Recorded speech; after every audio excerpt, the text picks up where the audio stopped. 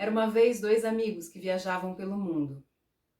Meng e Shu passaram por países desconhecidos, atravessaram rios, vales e montanhas.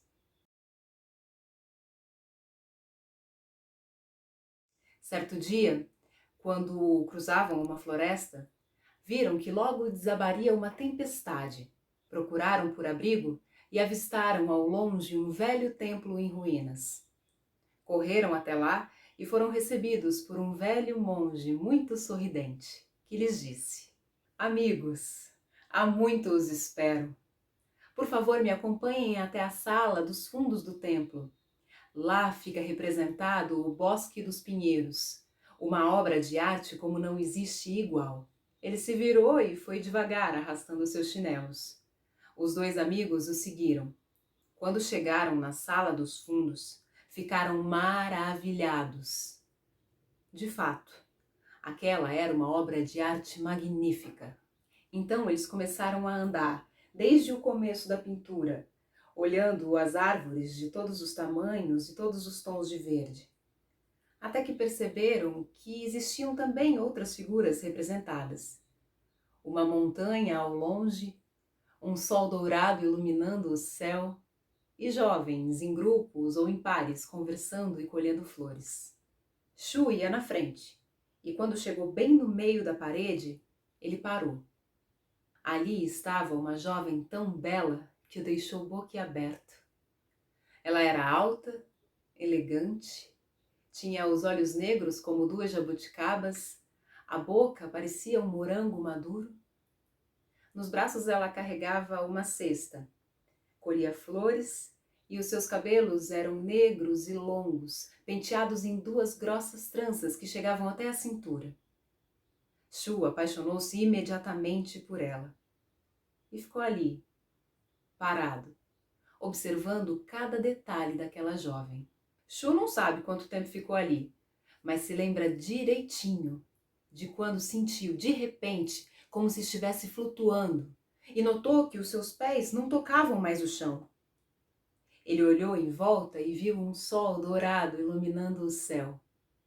Ouviu vozes e percebeu que eram das jovens que ele tinha visto pintadas na parede. Foi quando deu conta de que estava dentro do quadro. Refeito do susto, Shu viu a jovem de que tinha gostado um pouco mais adiante. Ela olhou para ele, sorriu, jogou as tranças para trás e saiu correndo. Shu foi atrás dela e a seguiu até que ela chegou num jardim com pequenas flores coloridas que cercavam uma casa toda branca. A jovem então atravessou o jardim e parou diante da porta da casa. Quando Shu se aproximou, os dois entraram e eles ficaram ali, parados de pé, diante um do outro, bem no meio daquele aposento silencioso. Eles se abraçaram e Shu sentiu que amava aquela jovem como se fosse desde sempre. Eles foram para a cama e na manhã seguinte eram marido e mulher. A jovem se levantou e foi pentear os longos cabelos. Só que dessa vez ela não fez duas tranças, e sim um coque na nuca, como era costume das mulheres casadas. E enquanto os dois conversavam, eles ouviam lá fora um barulho estranho, passos pesados, sons de correntes. Então a jovem ficou pálida e fez um sinal. Os dois então correram para a porta para poder espiar por uma fresta. Viram então um ser descomunal, vestido inteiramente com uma armadura de ferro. Com seus olhos ameaçadores, ele carregava nas mãos um chicote, grilhões e uma corrente. Ele virou então para as jovens pintadas no quadro, que estavam à volta dele, assustadas, e disse: Afastem-se. Sei que há um humano entre nós. Agora eu vou entrar dentro da casa, pois tenho certeza de que ele está lá. A jovem ficou mais pálida e disse: Shu, depressa, se esconda debaixo da cama, não há mais tempo para nada. Shu mal teve tempo de se esconder, de correr para debaixo da cama, quando duas botas de ferro entraram para dentro do quarto. Enquanto isso, Meng, que olhava o quadro, deu enfim por falta do amigo e perguntou onde é que ele estava.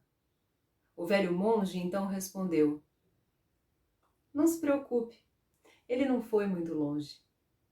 E batendo com os dedos na parede, chamou em voz tranquila: Volte, Senhor Shu. Já é tempo de reencontrar o seu amigo. Nesse momento, Shu saiu de dentro da parede. Onde você esteve? Perguntou Meng. Eu não sei, ele disse. Eu estava escondido debaixo da cama. Daí eu comecei a ouvir uns barulhos e quando saí para ver o que era, eu estava aqui, de novo, nessa sala. Os dois amigos voltaram para o começo do quadro, para olhá-lo novamente e se despedirem. Shu ia na frente, e quando chegou bem no meio da parede, aquela jovem estava lá.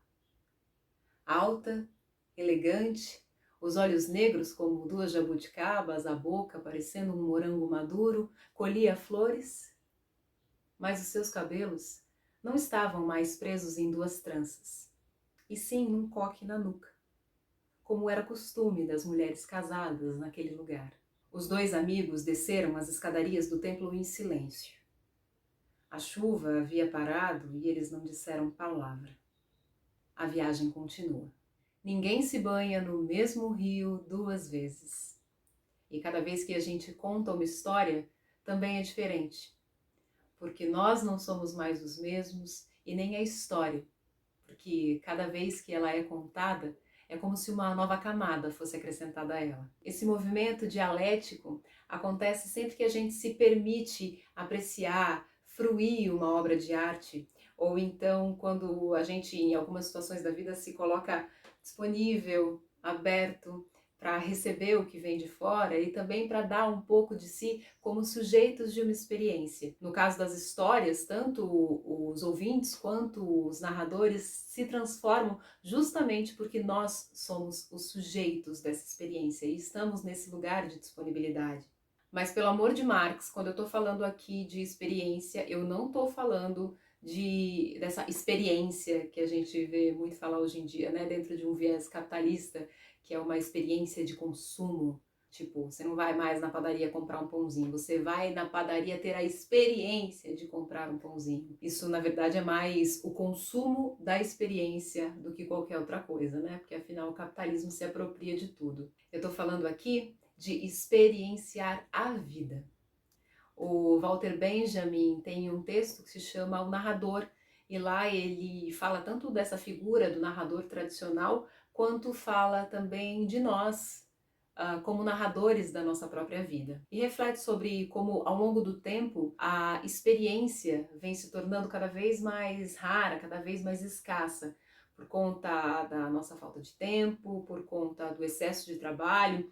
Mesmo quem não trabalha está sempre cheio de tarefas. E aqui eu acrescento também as redes sociais, a nossa relação com essas redes, nossas relações mediadas por essas redes, enfim. O fato é que a experiência necessita de um tempo de interrupção, de suspensão de opiniões, de julgamentos, de automatismo. Para que ela seja possível, é preciso que a gente esteja aberto, disponível para fruir dela, para deixar o movimento fluir e abrir caminho para a transformação. Apesar dos pesares, a vida segue, as coisas continuam acontecendo no mundo, jornadas se cruzam e talvez o que falte para a gente é se dar um tempinho para, como diz o Benjamin, chocar os ovos da experiência. Eu não sei se esse vídeo fez algum sentido para vocês, mas a viagem continua. Eu sou Keila Ribeiro, em voz alta.